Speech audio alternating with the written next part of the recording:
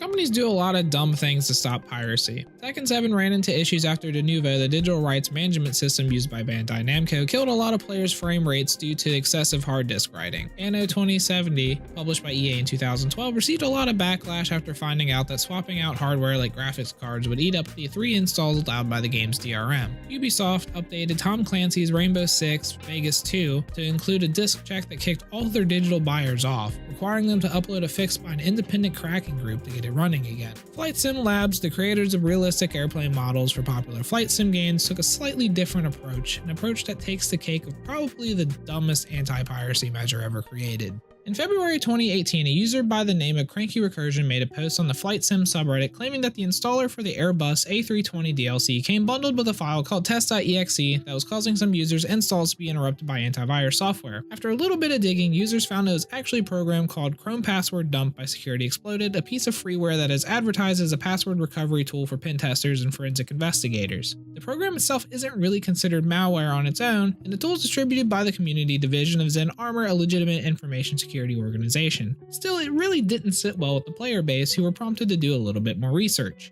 A day later, Fidus InfoSec posted a technical analysis of the complete installation, and it gets worse. When the DLC is installed, it extracts all the compressed files into a temporary directory so its files can be moved in RAN, which is pretty normal. However, if a fraudulent serial number was detected on the DLC, which in this case is a check against the full name variable for a case-sensitive name, AmarTBP, I have to give credit to Slipstream on Reclaim.technology for extracting and analyzing the installer's bytecode. The test.exe file would be extracted and ran, and this would dump its outputs into a file called log.txt. Then another program, base64.exe, would take that file as input, convert the file into base64, and output it as log.b64, which would then be sent over a regular, not secure HTTP post operation to their servers. Alright, so I'm here to show you how all this works. I don't have the exact files from the DLC because I don't own the DLC, but I kind of recreated it best as possible with the Chrome password dump that was disguised as test.exe inside the installer, and I rewrote the base64.dll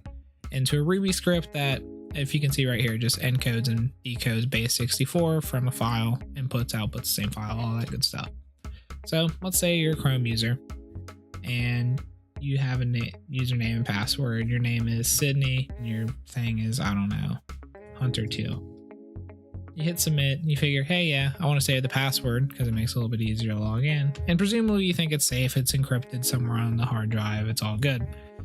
But tools exist like Chrome password dump. And if you do this, look, there's your username, there's your password, and where it's used at. That's obviously not good. Anybody that has this file or catches it in transmission in plain text would be able to use this information to steal your logins. That's not good at all. So we're going to run the same thing and output it to a file using a no flag. And you can see that it's just literally the same information, but rewritten into a text file. So the next thing that they did is they ran their base64 script and encoded the file before they transmitted it. And we're going to do that. And if you look, you can't read it. Like you can tell that there's something wrong with this file. You can't read it at all. If you ask somebody, hey, what's this say? You would have absolutely no idea. But if you know a little bit about cryptology and stuff like that, you can tell it's just a cipher because you can see repeating things in different parts of the files, which indicates some sort of structure within the file. And you know that it's just some sort of cipher. And base64 basically is a cipher for all intents and purposes because it's not doing anything really complicated. And then you go through, you can look at online tools or something to decode it, and you do it, and there it is. And that's all they did before they sent it over there, meaning that anybody that was like sniffing your network at the time and picked up that file could actually just decode it and have every password for every login that you've used on Chrome, which is very bad, very dangerous, and anybody that got into the server would be able to decode all that information easily too. Now this is really bad. Were the developers trying to steal personal information? Was this some sort of security breach? Players and security professionals were beating at Flight Sim Labs' door, wondering what was going on, since up until now nothing had been said about this process by the team, except for recommending users to disable their antivirus during installation. Finally, the head of Flight Sim Labs wrote a response, and it wasn't exactly welcomed by the community. He stated 3 things. 1. First of all, there are no tools used to reveal any sensitive information of any customer who has legitimately purchased our products. We all realize that you put a lot of trust in our products, and this would be contrary to what we believe. 2. There is a specific method used against specific serial numbers that have been identified as pirate copies and have been making rounds on the Pirate Bay, Root Tracker, and other such malicious sites. And 3. If such a specific serial number is used by a pirate, a person who has illegally obtained our software, and the installer verifies against the pirate serial number stored in our server database, it takes specific measures to alert us. Test.exe is part of the DRM and is only targeted against specific pirate copies of copyrighted software obtained illegally. That program is only extracted temporarily and is never under any circumstances used in legitimate copies of the product. The only reason why this file would be detected after the installation completes is only if it was used with a pirate serial number, not blacklisted numbers. So basically, the installer would check the game's serial number to see if it was a pirated copy, and if so, would run a script that would grab all the passwords saved in Chrome and would send it to their servers. Obviously, this is awful, and a lot of people were upset for completely valid reasons. It doesn't matter how much your DLC costs or how much you want to stop piracy, there is a point where you're going way too far, and this is pretty much it. If the serial number was entered wrong or another check in the installer went wrong, that's a possibility for a valid customer's information to be stolen. If somebody wanted to alter installer slightly, they could have just always run it and send the data to the server that they own. Your stance on piracy doesn't matter here. Even if somebody's already distributing illegal copies of the game, stealing personal data is going way too far for DRM. Well, another question came up. Why were they stealing passwords from pirates? What's the point? Don't worry, it gets worse. Flight Sim Labs, after a lot of probing, came clean with their plan.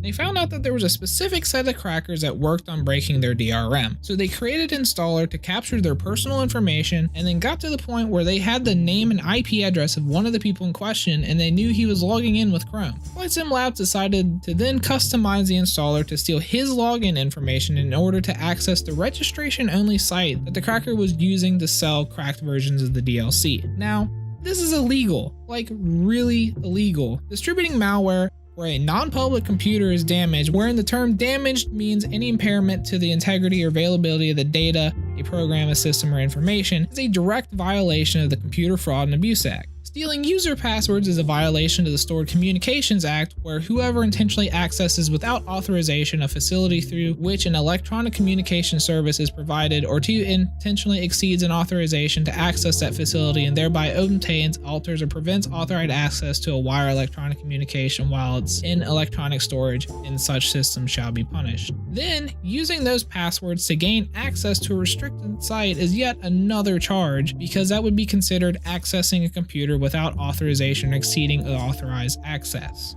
However, the extent in which these really apply to Flight Sim Labs Limited is limited because they're based in Cyprus and not necessarily subject to US law. Still, there's an argument there that if they brought the information discovered using the methods that they use, it would get thrown out of court for either being unethical or illegal by a similar EU who's especially in tune with consumer protections or Cyprus law. On top of that, I would assume that the targets of the malware would also have grounds for a lawsuit since their personal data was stolen and transmitted without proper security measures, even more so if anything bad ever happened to any of the accounts that had their usernames and passwords stolen. Overall, the situation is pretty dumb. People have varying opinions on piracy, but I think everyone can agree that Flight Sim Labs went too far here. Installing what is basically malware on people's computers that they have to trust is not stealing their personal info is highly unethical and really doesn't have a supported argument for it. It's such an overreach and a violation of trust between the company and the fans. That's why another controversy popped up when users found two cmdhost.exe files in their System32 which stores Windows OS files and syswow64 or Windows 32-bit on Windows 64-bit, which is an emulator that allows 32-bit programs to run in Windows 64-bit directories and would stop the DLC from loading when removed. While alarming, it was found that they were actually part of the trusted third-party activation system eCellerate. While another blight against a company with a lot of mistrust in their community, it was worsened by them by threatening to sue the moderators of our Flight Sim Labs for libel after posts about all this went up.